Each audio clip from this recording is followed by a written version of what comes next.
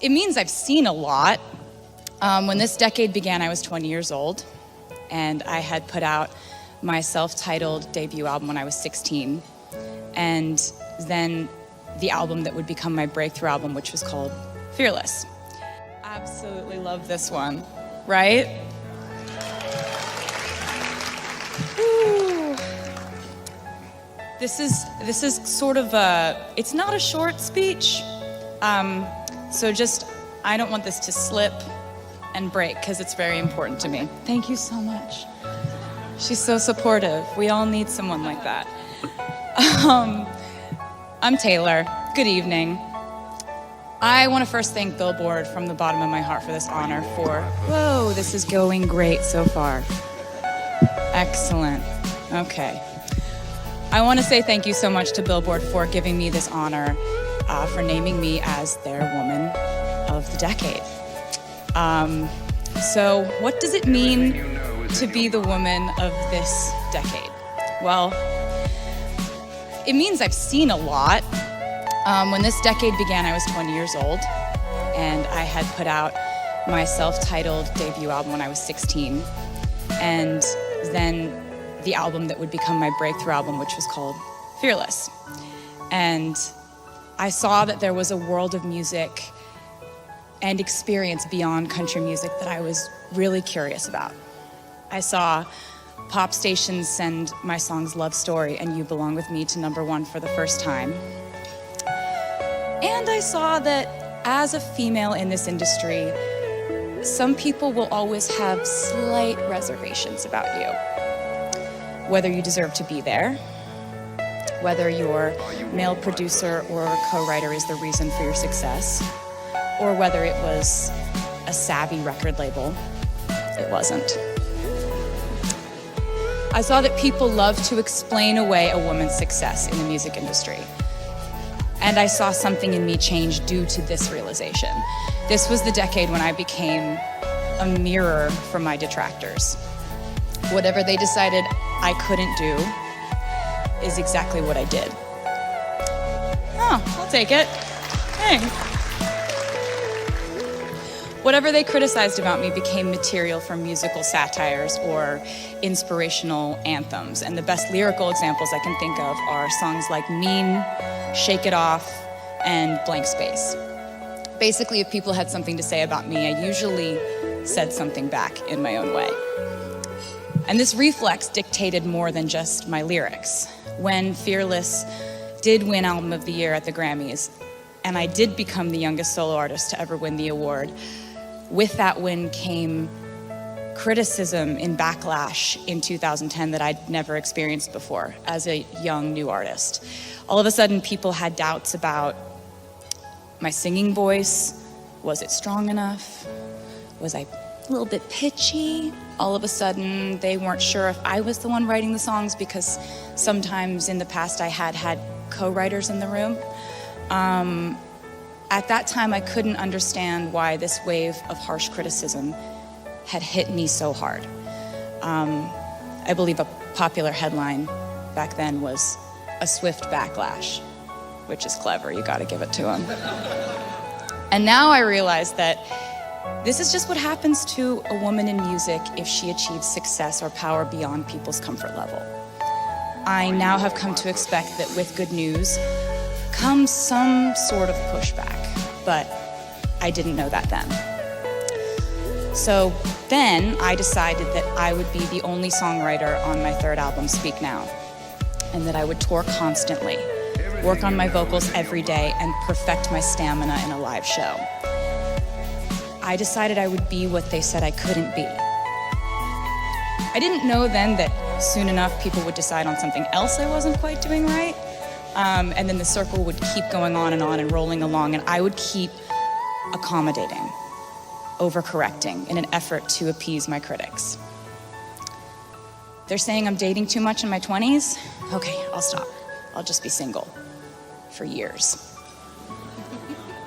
Now they're saying my album Red is filled with too many breakup songs.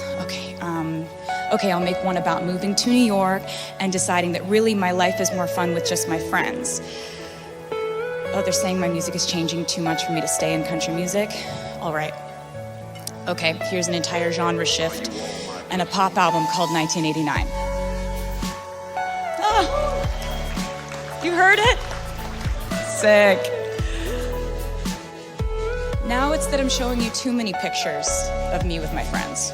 Okay, I can stop doing that too. Now I'm actually a calculated manipulator rather than a smart businesswoman. Okay, I'll disappear from public view for years. Now I'm being cast as a villain to you. Okay, here's an album called Reputation, and there are lots of snakes everywhere. In the last 10 years, I have watched as women in this industry are criticized and measured up to each other and picked at for their bodies, their romantic lives, their fashion. Or have you ever heard someone say about a male artist, I really like his songs, but I don't know what it is. There's just something about him I don't like. No, that criticism is reserved for us. But you know, I've learned that the difference between those who can continue to create in that climate usually comes down to this. Who lets that scrutiny break them and who just keeps making art. I've watched as one of my favorite artists of this decade, Lana Del Rey, was ruthlessly criticized. Yes. Yeah. Thank you. We have similar tastes. I like it. She was ruthlessly criticized in her early career, and then slowly but surely she turned into, in my opinion, the most influential artist in pop. Her vocal stylings, her lyrics, her aesthetics, they've been echoed and repurposed in every corner of music. And this year, her incredible album is nominated for Album of the Year at the Grammys because she just kept making art. And that example should inspire all of us, that the only way forward is forward motion, that we shouldn't let obstacles like criticism slow down the creative forces that drive us. And I see that fire in the newer faces in our music industry, whose work I absolutely love. I see it in Lizzo, Rosalia, Taylor Parks, Hayley Kiyoko, King Princess, Camila Cabello, Halsey, Megan Thee Stallion, Princess Nokia, Nina Nesbitt, Sigrid, Normani, Her, Maggie Rogers, Becky G, Dua Lipa, Ella Mai, Billie Eilish, and so many other amazing women who are making music right now. Female artists in music have dominated this decade in growth, streaming, record and ticket sales, and critical acclaim. So why are we doing so well? Because we have to grow fast. We have to work this hard. We have to prove that we deserve this. And we have to top our last achievements. Women in music, on stage or behind the scenes, are not allowed to coast. We are held at a higher, sometimes impossible feeling standard. And it seems that my fellow female artists have taken this challenge and they have accepted it.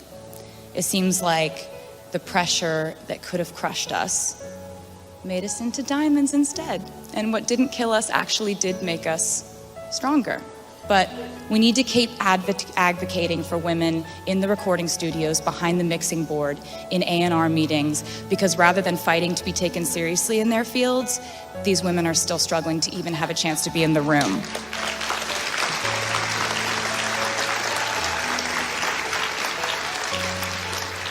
We now find ourselves fully immersed in a vast frontier that wasn't around last decade, and that is the streaming world.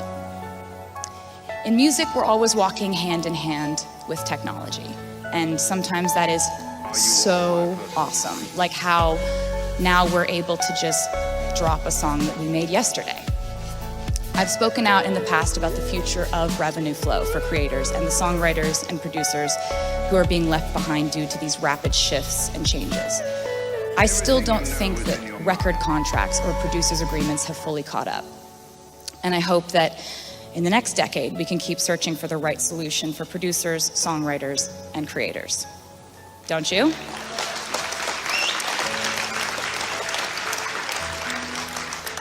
Lately, there's been a new shift that has affected me personally, and that I feel is a potentially harmful force in our industry. And as your resident loud person, I feel the need to bring it up. And that is the unregulated world of private equity coming in and buying up our music as if it is real estate, as if it's an app or a shoe line. This just happened to me without my approval, consultation, or consent. After I was denied the chance to purchase my music outright, my entire catalog was sold to Scooter Braun's Ithaca Holdings in a deal that I'm told was funded by the Soros family, 23 Capital, and the Carlyle Group. Yet, to this day, none of these investors have ever bothered to contact me or my team directly to perform their due diligence on their investment in me, to ask how I might feel about the new owner of my art, the music I wrote, the videos I created, photos of me, my handwriting, my album designs. And of course, Scooter never contacted me or my team to discuss it prior to the sale, or even when it was announced. I'm fairly certain he knew exactly how I would feel about it, though. And let me just say that the definition of the toxic male privilege in our industry is people saying, but he's always been nice to me, when I'm raising valid concerns about artists and their rights to own their music. And of course he's nice to you. If you're in this room, you have something he needs. The fact is that private equity is what enabled this man to think, according to his own social media post, that he could buy me. But I'm obviously not going willingly. Yet the most amazing thing was to discover that it would be the women in our industry who would have my back and show me the most vocal support at one of the most difficult times. And I will never, ever forget it. Like, ever.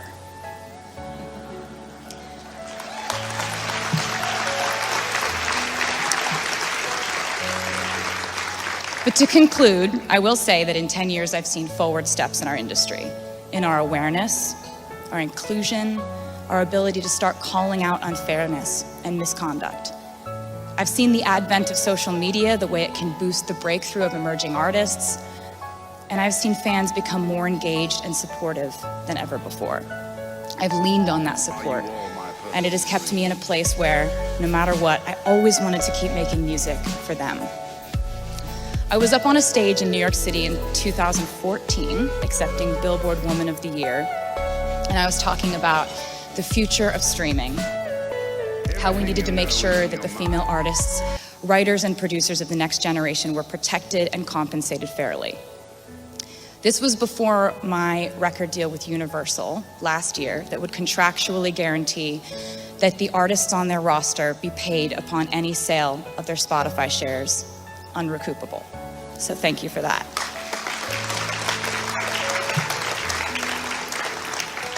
This speech I'm referring to was on my 25th birthday, and I'm about to turn 30 tonight. Woo! But my exact quote during this speech was, I really just feel like we need to continue to try to offer something to a younger generation of musicians, because somewhere right now, your future Woman of the Year is probably sitting in a piano lesson or in a girls' choir, and today, right now, we need to take care of her. I've since learned that at that exact moment, an 11-year-old girl in California really was taking piano lessons and really was in a girls' choir. And this year, she has been named Woman of the Year at the age of 17. Her name is Billy.